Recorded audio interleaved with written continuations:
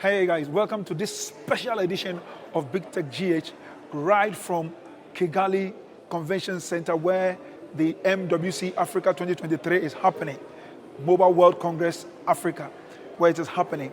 Now, at the opening of this big conference, the president of Rwanda, Paul Kagame, who I call my man, he said something which is very, very significant, which I think the whole of Africa should be thinking about. We have talked so much about affordability of data as a way of bridging the huge usage gap that everybody is talking about. And whilst we are here, as we are talking about unleashing tomorrow's technology today for advancement, in order to bridge that huge digital gap, affordability is very, very key.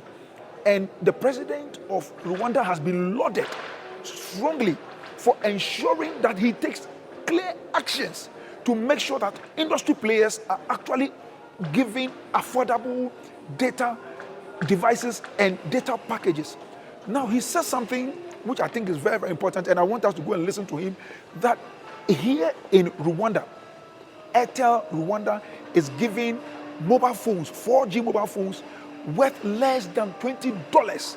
And they're also giving some data packages, not only Airtel Rwanda, but even MTN Rwanda as well. MTN, as you are seeing behind me, they are also giving packages that are very, very affordable. Why is the rest of Africa not learning from this? Let's go and listen to what the president said. I want to commend Airtel Rwanda for bringing the cost of 4G data within reach of nearly every Rwandan, with a new initiative announced yesterday.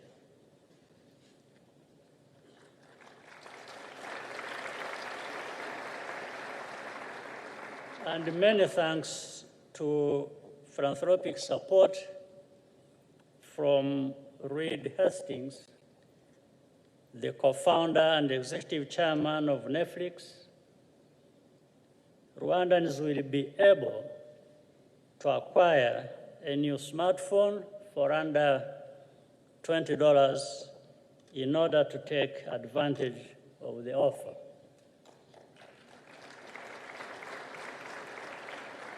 MTN Rwanda has already offered new competitive pricing to its customers as well.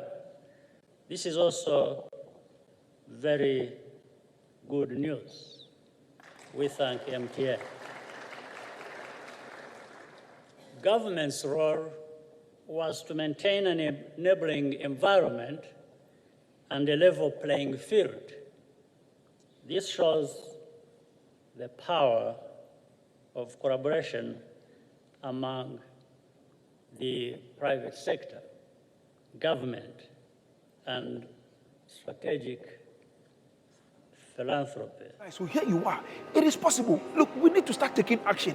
The talk is too much. We need to start taking action to make sure that the affordability, and you heard what the president said, that look, it is because the government created the enabling environment. We have been in Ghana, for instance, we talk a lot about creating an enabling environment, and yet industry players will tell you, what are the enabling environments?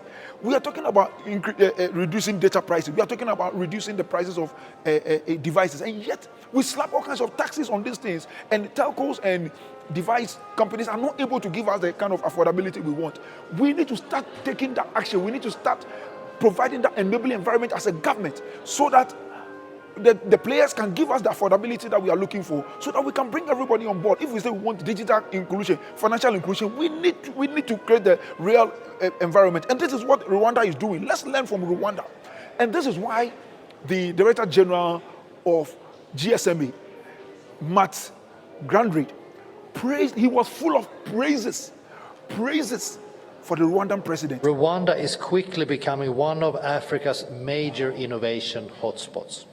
In fact, according to the World Economic Forum, it is number 4 in Africa and is well on its way of becoming number 1.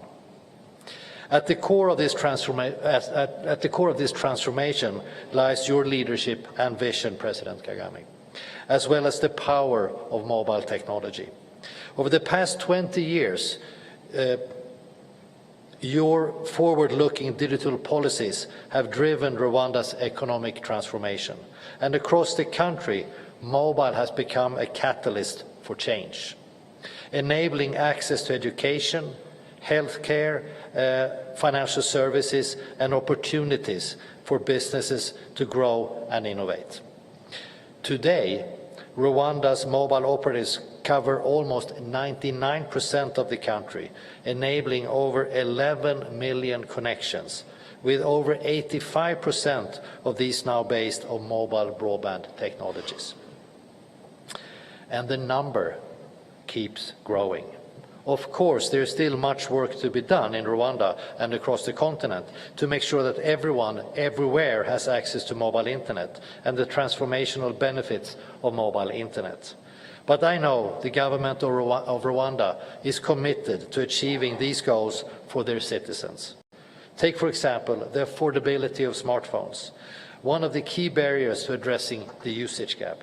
Here in Rwanda, tax exemptions for smartphones and making mobile more affordable for all citizens. And with partnerships like the one between MTN Rwanda and the Bank of Kigali, enabling smartphone financing options, it is only a matter of time before everyone in Rwanda is connected. As the continent works towards Agenda 2063, the Africa we want, Rwanda is a fantastic example of what can be achieved through strategic investments in technology and innovation. And now, at the same opening ceremony, our own Ebenezer Asante of MTN Group, who is the Vice President for Markets of the MTN Group, he made it clear that the rhetoric is too much. We need to start taking action. And he said that Rwanda is an example. We need to follow Rwanda's example if we want the kind of Africa that we are fighting for. And he said something very significant, which I think we should all be thinking about as Africans, that look, the gap we need to bridge is not just a digital gap, but it's actually a gap of inhumanity, where we need to bridge the gap between the haves and have-nots, where we need to bridge the gap between male and female divide, the gap between rural and urban divide. It is a whole thing that we need to do, and we need to go on the back of digitization. Rwanda is doing it. Rwanda is doing it. Rwanda is doing it. It is something we can learn from Rwanda and get it done. Let's listen to Eben as well. The Africa we want is the Africa of progress, poverty-free, wealth creation. It is one with enhanced and inclusive human capital development. The obvious difference, however, is not our rhetorics, but purposeful action in pursuit. On that score, Rwanda presents a living and seminal inspiration to the continent and the world.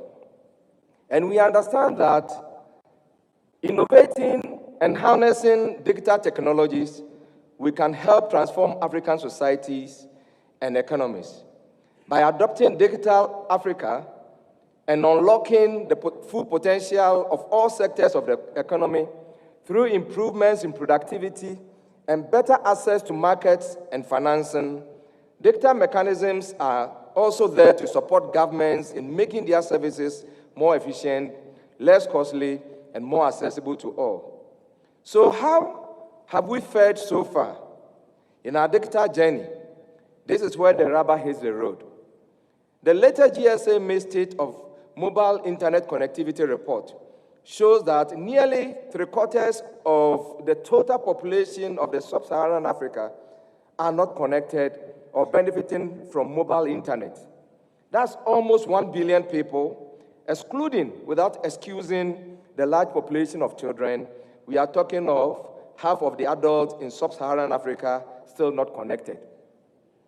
At MTN, based on our own reading, in as much as 90% of the people who are connected will use their phones for voice, we also note that across the continent, less than 20% of them use it combined effort every month in both voice, data on one side, fintech and digital on the other.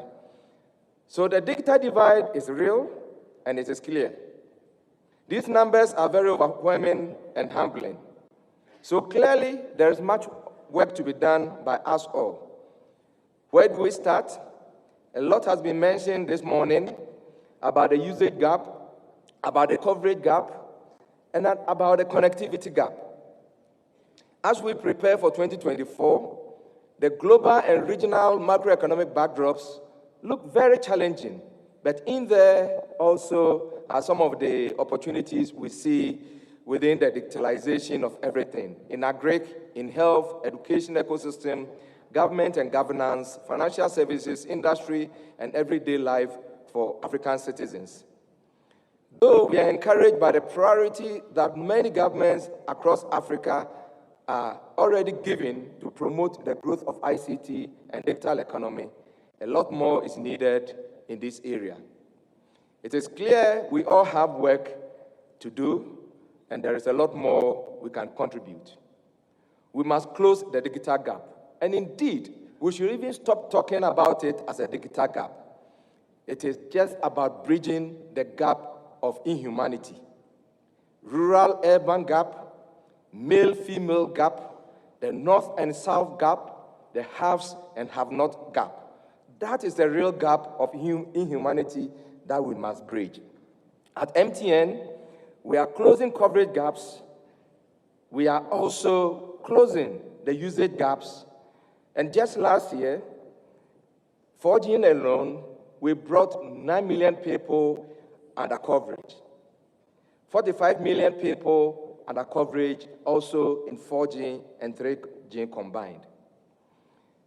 We covered 88% of the population, and we have a target by 2025 to cover 95% of the population with advanced technology. The message couldn't be clearer.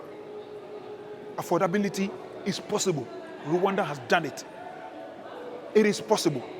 Matt Greenreid from GSMA said it, that Rwanda is on its way to becoming the #1 digital, country of digital. Ghana will boast that when it comes to digitalization, we are developed.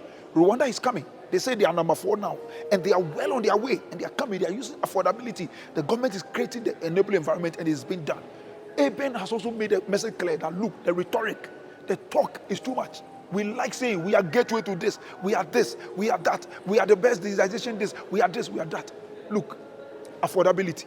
If we don't get it done, this talk will become just a talk shop, and we are not going anywhere. I will bring you another compelling edition of Big Tech GH from here at the Mobile World Congress Africa. My name is Samedo Ona, and here is where I end this edition. God bless.